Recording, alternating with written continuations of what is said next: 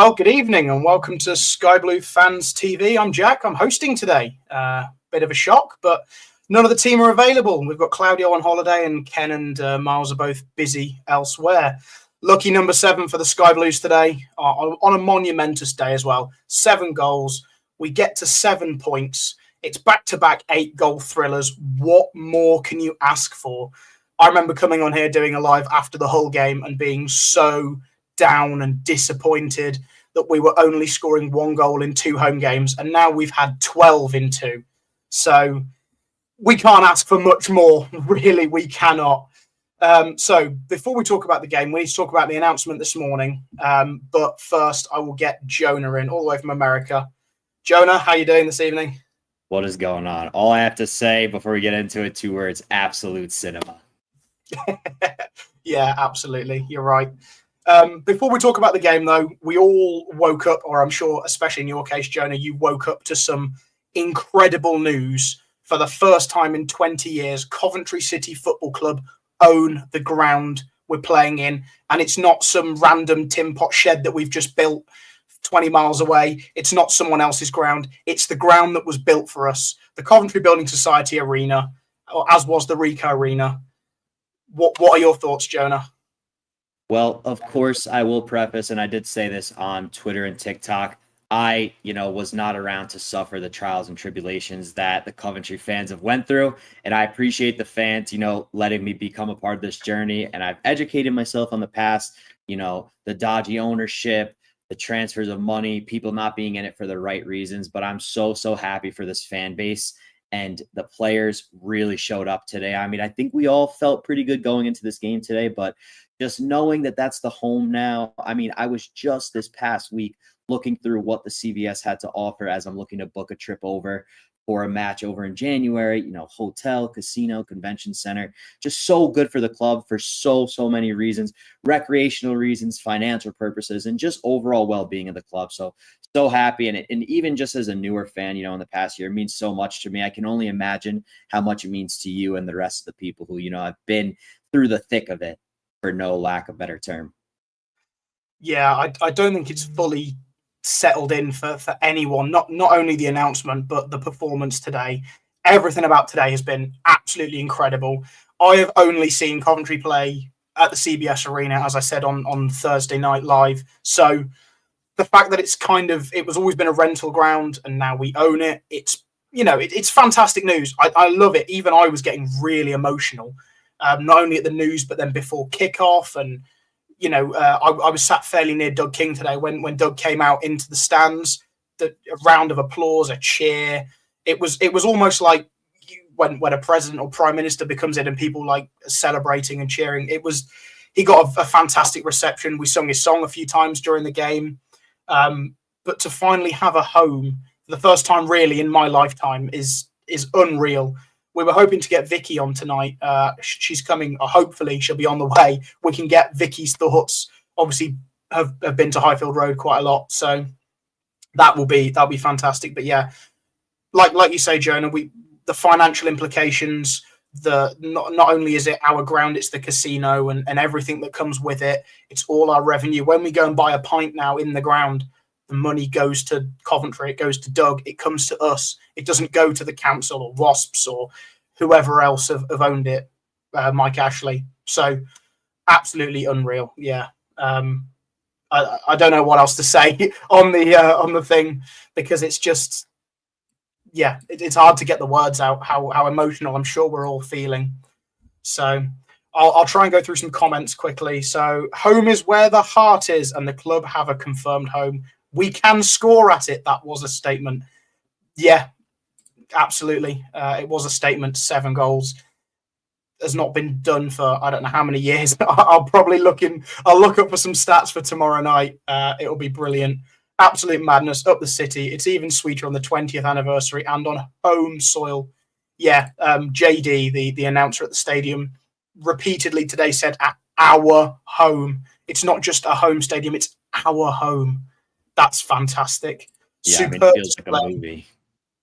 Yeah, it really is. Superb display. What a way to celebrate ownership of the CBS. Feel sorry for the QPR fans, though. Yeah, I mean, half of them left at 3-0, even more left at 4-0. even more left at half time, and there were not many at the end. So credit to every QPR fan that not only made the journey but stayed till the end. Wow, what can I say? We must try and keep Rodoni. Wow. Also homeless, no more. Thank you, Doug King. Buying the arena is the best signing of the season. What a day for the city and the club. Some fantastic team goals today. Absolute magic day. Ooh, thank you, Jordan. He likes the hat. Thank you very much. I don't know if you saw, Jonah. I got some hate for this hat the other day. Yeah, I was actually a part of the hate. oh, yeah, thanks. I'd forgotten that. What a fantastic performance. My bet on Coventry to finish top at 12-1 isn't looking so bad now. Well, not too bad. Who was man of the match? Torp, Wright, Rodoni, Grimes. It could have been anyone. It was officially given to Rodoni, but we'll discuss that in a bit. Doug King is our saviour. I can't. Just reading your comments, I'm still really emotional about the day as a whole. It's fantastic. Not long ago, would have shown teams like QPR too much respect, but from the off today, great pressing. Yeah, I agree, Ray. Best day in the club's history since the 87 Cup win. It might be. It really might be. It might be the best day in the club's history in my lifetime. I'm only 25. Obviously, Jonah, you've only been following so long, so obviously this is the best it's ever been for you. Oh, yeah. There you go. First time scoring 7 since 1963 against Shrewsbury. Incredible. It was a complete shock when I heard the news. You can see why Doug was blasé about getting fined for not having a 10-year lease. Yeah, he brushed it off like it was nothing, but we don't have to worry about that now. Amazing day for the club. I can't remember us scoring 5 by half time. Ironically, I saw Jim Brown a tweet earlier. He said the last time we scored 5 at half time, we actually played QPR. It was in the 1930s. We were 7-0 up at half time and the game finished 7-0. So if only it finished 7-0 today, we'll get there. Wrong one. Where's all the Let's Flog Right crew? Yeah, I mean, Hadji was unbelievable today. We'll get there. So before we talk about the game, why don't we watch it back?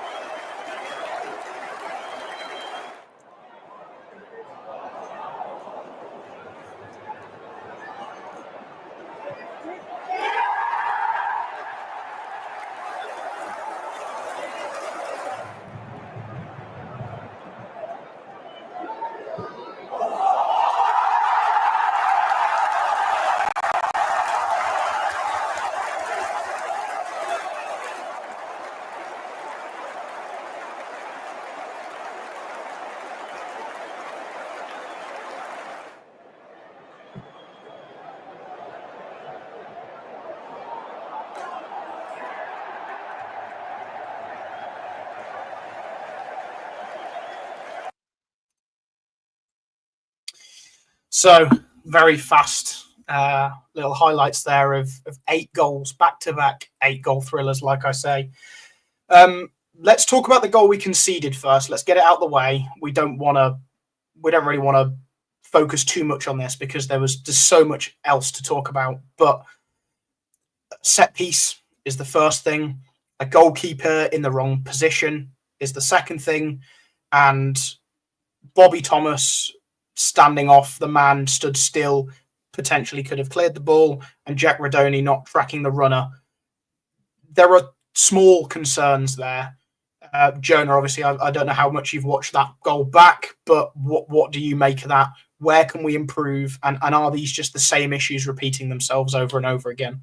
Well, we'll get the one little negative bit out of it real quick, but it's tough to really say how much of that is attributed to the fact that it was 7-0. I'm not too bothered about the positioning of our center backs. What I will say, if there is something to take about that was concerning, was just Rushworth's positioning on that. It seemed like, if we look back, I think that he thought the ball was going out. I don't think he thought that the QPR player made a run that deep to the touchline, so he kind of just decided to let it go, and then he got left out in no man's land. But it's not really something that I'm too worried about. Definitely need to work on set pieces, as that's been, what is that? Half of our goals we've conceded this season. 2 goals from set pieces this season out of 3, 1 from the penalty spot. Work on it in training, just get more comfortable, build some more rapport with the back line. I don't care about it in my completely honest opinion. Yeah, fair enough. It was disappointing because talking to Claudio sat next to me and everyone around me, it was just a case of don't concede. Even at 2-0, we're just saying don't concede now, and this is a fantastic day. And it just got better and better. Yeah, again, defending from a set piece is the concern. But in the 92nd minute, when you are 7-0 up, if players switch off, you don't really mind that. What you don't want to happen is it 0-0 switching off in the 92nd minute and we concede that goal. They are very different things. They can be let off today. The momentous occasion and the scoreline, they did themselves proud, and we don't need to worry about that too much, I think. Yeah, we'll let it go today. Also, if you take anything that you can take positive from conceding a goal, is at least that's something that they'll talk about during this week, and they'll continue to work on the set pieces, and they'll improve as time goes on. Obviously, we have a quick turnaround against Millwall, but they'll get a session in there of set pieces for sure. Yeah, absolutely. So, goal number 1. I've already forgotten what order the goals were in. There's too many to talk about. Hadji Wright from a cross from Milan Van Eyck. Again, a nice move down the right. Hadji held his run back. Thomas Asante made the run to the front post, dragging the players away. That's perfect, isn't it, from a strike partnership? Oh, man, I cannot talk enough about the BTA and Hadji Wright wing and striker partnership. I love Sakamoto, but right now I am absolutely obsessed. So that, yes, it was 2 outlier games. It's not always going to be like that. But I talked about this a little bit in my post-match review. I'll just quickly sum it up because it's kind of a long conversation, but I really love how BTA drifts in and sort of plays as like a shadow striker or a second striker. And the reason that we're able to do that with this team is because of Jack Rodoni. Jack Rodoni loves to drift into those wide areas, especially on the right. So it's almost a perfect pairing of striker who can play on the wing that tends to push in, and then a cam likes to play on the wing. He's got really good link-up play with Milan Van Eyck. He has really come on in the last 2 games down that right wing. He's rapid. I don't know what the future holds for him right now, but it's going to make it a lot harder to leave after, the fact that the CBS was purchased and we just had an absolutely historic near-level blowout win today. Yeah, incredible. Like you say, with the rotation, the fluidity in our system now, we were all potentially saying a week or 2 ago that the system isn't working, it needs changing. But when you change personnel within a system, that's enough, because we're still playing 4-3-3. There's no change to that. It's literally, like you say, just with Thomas Asante instead of Sakamoto, and the players are just rotating in and out of the different positions, creating the space. And excellent for that first goal. It really just was excellent team play. And then Thomas Asante gets himself on the score sheet for the second goal. Again, I'm trying to play it through in my mind, and there's so many goals that I'm thinking of. Again, just pure brilliance from the team. Yeah, I love it. I also love how the front 3 are so fluid with each other. So there were scenarios, just to pivot away from BTA for a little bit, there were scenarios where Hadji Wright would make a run down the left wing, and then you would actually see EMC shift into the middle and vice versa on the right side. So they just seem to have a really good rapport with each other. I know they have only played, I don't know if they played any games with this exact front 3 at all last season. I can't remember, but the last 2 games, it's looked as if these guys have played 15, 20 games consecutively together. They just bounce off each other really well. And there's just a lot of chaoticness. And it takes defenders by surprise. We heard the QPR fan on the podcast earlier this week that their fan base is really frustrated right now. So we needed to go in there and just bury them early. And we did more than that. We dug a massive hole and we had them in hell, essentially.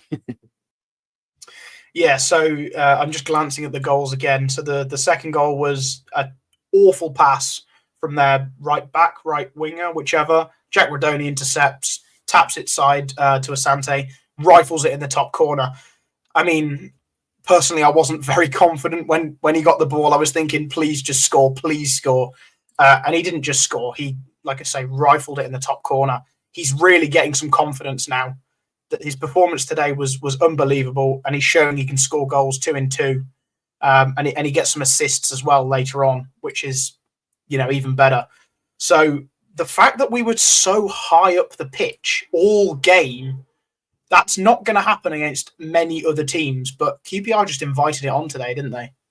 They definitely did. I really love the pressing of the entire attack today. I think it starts with Brandon Thomas Asante. He really gets the guys like grouped together. And then Rodoni was at the penalty spot when he intercepted that pass. That just shows how confident they were today from the first minute. The game plan was to press. My goodness, did they?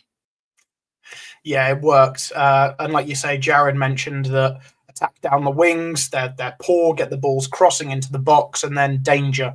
And that's the first 2 goals. The third goal, a ball in from Matty Grimes. Jack Rodoni receives it on the edge of the box, takes a couple of touches, and then just, smashes it in the net again. That's what we know from Jack Rodoni. Yeah, I was happy for him to get on the score sheet today because you would be a little concerned just with all the rumors circulating if, maybe he didn't get on the score sheet today. Just confidence-wise and just maybe, conversations, things going on in his head. But he did come out and say he wanted to stay, but you could tell today with the way that these guys were celebrating, they love each other and they are just gelled so well right now. They are just in the absolute top form right now. And hopefully we can translate that to, Carabao Cup win and then one more league win before the international break. Yeah, that'd be great. And then, so that's 3-0 on about 40 minutes. We're all thinking, brilliant. This is a repeat of 20 years ago against QPR. 3-0 up before half time. Maybe we just shut up shop and coast through the game. No, we didn't. We carried on. A lovely ball through to Brandon Thomas Asante. He cuts it back for Hadji Wright. Hadji does what he does best and buries it in the bottom corner. I don't know how much more we can keep talking about these goals, but no, enough said. It was just unbelievable. I mentioned a little funny thing. Fellow Coventry City fan, Reese, I'm not sure if he's in here, but he actually had convinced me to put a bet on the final score to be 3-0 because of when it was 3-0 20 years ago.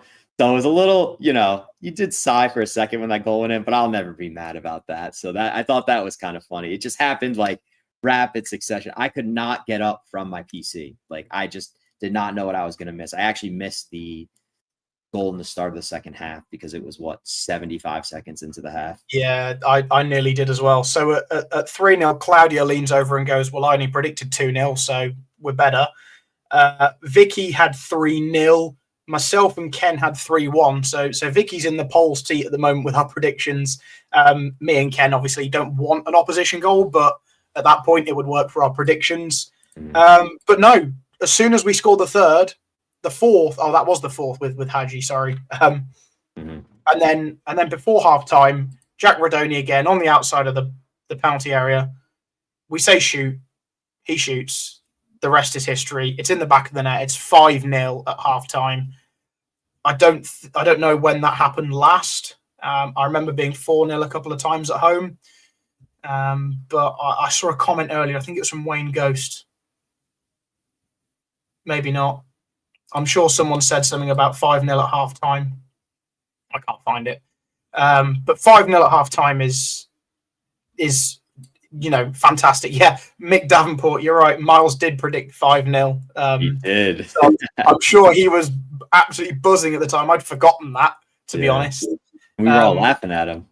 Yeah, we were. Yeah. So Claudio and I were in the vice president's lounge today. I'll say no more on the matter. We go in at half time. We get a nice beverage. I had a pint, obviously.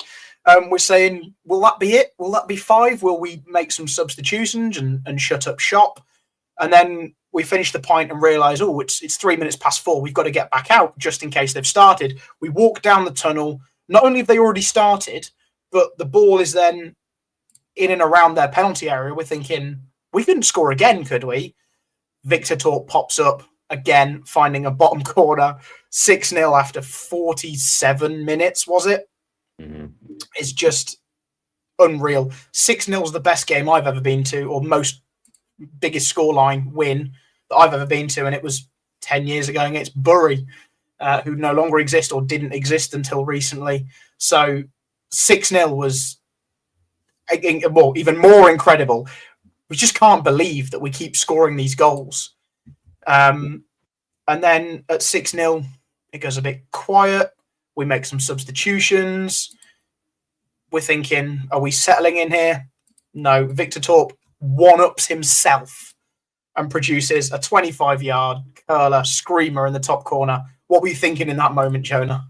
I mean, you know what exactly came to my mind? If anyone plays FIFA, that was a FIFA goal right there. That was a finesse shot from outside the box. I loved it. It would, honestly, I was just laughing. After like the third goal, the first 2, maybe 3 goals, it was giving me chills just because of like the fact that you could hear the arena and just the fans and just the way they were celebrating. Given, the circumstances today, it was just chills because it was just such an insane moment. But then it just got funny after a certain amount of time. So, I mean, I loved it from start to finish. But now that we've covered all the goals, I want to bring something up. So if anyone was in this podcast on Thursday, I was sending messages in the chat about Coventry City players as beverages, so alcoholic or non-alcoholic. Now, we got 8 minutes left on this podcast. Let's talk about the important stuff. Coventry City players as drinks. So please let me know in the comments. Maybe Jack will pull some up. How you would describe players as drinks. So we had said that Bobby Thomas was a Guinness, that Rushworth was a Guinness. But Claudio said that Bobby Thomas was a sex on the beach. I'm not too sure what he meant by that, but I just want to know what people think. Like Haji Wright, BTA, EMC, however you interpret it yourself. I'm just curious what people think. Yeah, get your comments. Oh, there you go. Torp is a fine white wine. He's just getting better and better for us. That's a great comment, Mark. We've actually got Will King watching. Good evening, Will. I said hello to your brother today, who's the most popular man in Coventry, I think, and will be for a very long time. He will not have to buy a drink in a pub, in any pub within a 10-mile radius of Coventry for a very long time. What a day, what a game, to the future, onwards, upwards, always. I couldn't have said it better myself. So thank you for putting your comment in, Will. Wayne Ghost, Radoni's a champagne. Kevin Ashby, champagne, Radoni. So pleased for you all, us all. It is us all. That's one thing I do love about Doug is whenever he talks about the football club, it's always us, we. It's not you and your football club. It's not even his football club. It's us. It's ours as a collective. And that is just fantastic. Radoni is a screwdriver punishing goalkeepers. Not bad. Hadji is hot chocolate. Asante is spiced rum and coke. Oh, I like that. So you better be jotting all these down, Jonah. Get yourself a little spreadsheet together. Yeah, I'm going to watch this back. Reason for that is I'm going on a cruise tomorrow and have the drink package. So I was going to put a little couple clips together of me drinking all these drinks. So I'm looking at them. I like Asante, spiced rum and coke. That's funny. The whole team is a glass of 7-Up. Fantastic. Bobby Thomas loves the Jaeger. Well, that's what we sing. Oh, yeah. Drinks the Jaeger. So you got to have one of those each, Jonah. The Jaeger. I watched the Coventry behind the scenes video of the award ceremony from 2 seasons ago. And it actually had me on the floor dying when you see Ben Wilson walking in, and then behind him is Bobby Thomas with like an 18-pack of beers. I thought that was just one of the funniest things I've seen. Amazing. Raphael is an exotic craft lager. Yeah, sex on the beach, good in both boxes. That's what he means. Dangerous Claudio. in both boxes is what you said the other day, Claudio. Great day. Never thought this day would come. The way fate conspired against us, against better teams, we will get caught at the back with defending, like QPR's goal. Hope we still have funds for one in, hopefully. Yeah, Kitchen is a vodka Red Bull. Yeah, I can see that. I really can see that. Someone said to me that Kitching was a London Pride, which I've actually had before, and it's pretty bad. So I feel like that was a bit disrespectful to him. But I like that a little bit better. Yeah, that wouldn't be my my tipple of choice. De Silva is tequila. There you go. Shots lined up for your cruise. I'm finished. I hope you don't do all this in one night. You've got to pace yourself. Before the Millwall game, baby. Well, or just all before the Millwall game. Yeah, so I have the weird timings with kickoffs being on the East Coast. I'm 5 hours behind, so I have a 2:45 kickoff that match. That's not bad. So maybe start just before kickoff when the team news comes out. Maybe that'd be 1:30 for you. So yeah, I like that. Oh, actually, I would like to mention. Yeah, you just pulled it up. Pull that comment up. Yeah. Charlie Hughes didn't play for Hull today. Wasn't even in the squad. Mm-hmm. Yeah. I mean, that's a sign. Are we going to sign him? Is someone else going to sign him? It would be great if we could add Charlie Hughes to this squad. I think that would do us. We've clearly proved, myself wrong more than anything, we have enough goals in this team. Hadji Wright has scored 3. Brandon Thomas Asante has 2. Torp has 3. Bobby has 1, obviously quite lucky, but we know he can do that from last season. Efron's got 1. Radoni's got 2. Sims has got 1. Yeah, there's clearly goals in this team, and that's with players being out injured still. Sakamoto, I'm sure, will score at least 1 today. Sims is a Bailey's. You either love it or hate it. Okay, I do like a Bailey's, but I'm not the biggest Sims fan, I will say. Adam Toms, good evening, Adam. I met Adam and his father outside the ground today, so it's nice to meet you both. A genius move would be have a new signing as Sky Blue Sam for the day and reveal it was them all day long. Yeah, why not? That sounds like a Hallmark movie. We're skint now. We've purchased a football stadium. Honestly, if we did no more transfer business now, no one can be upset. We identified last season that the 2 key areas were fullbacks and the goalkeeper was a problem with Dovin being out injured. We've addressed those 3 key areas. And, I mean, even Milan and De Silva today were both unreal. So it's going to be hard for Kessler, Hayden and Brow to come into this team. It's going to be hard for Sheaf to come back into this team. So, Jonah, let's forget about Tuesday for a second. Let's think more about the Oxford away game. Do you make any changes to that team?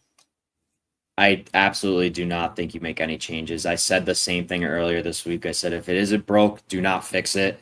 And, maybe the defense is a bit shaky at times based on, certain set pieces and things. But right now, that's the best we have. I'm sure there probably will be at least a depth piece brought in. But right now, you have to go into that. I mean, you do not want to play us right now. I don't think that there's any other team. If you could pick who you would want to play right now, we would be number 20 in that ranking, 100%. I mean, I think we could have went out and we could have beaten a handful of teams in the Premier League today based on the narrative. 24? There's 24 teams in our league. Oh, yeah, I'm thinking of the Prem. Sorry about that.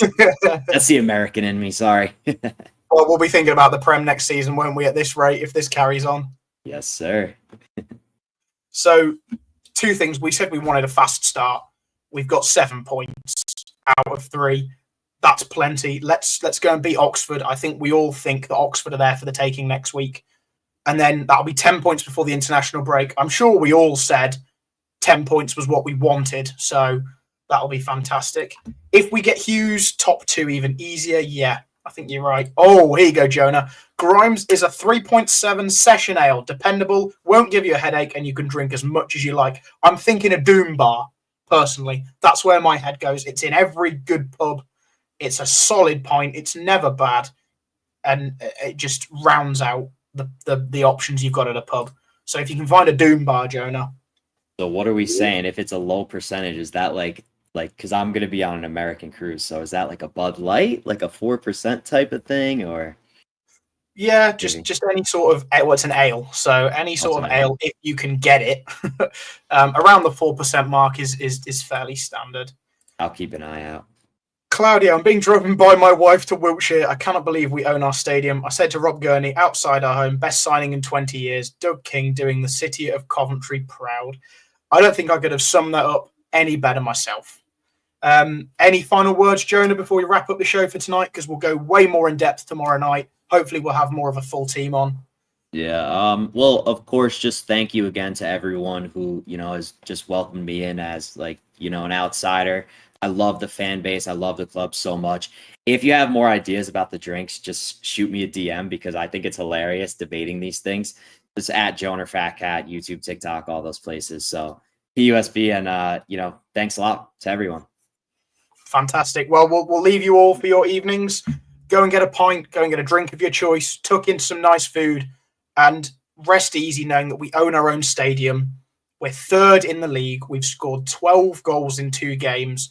Nobody wants to play us right now. Promotion is coming to us.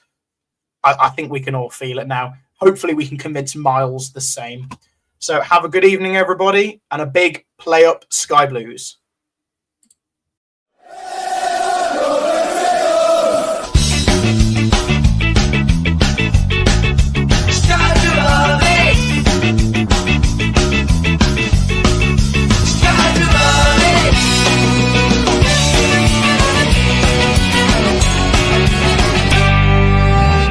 Sky Blue Fans TV, for the fans, by the fans.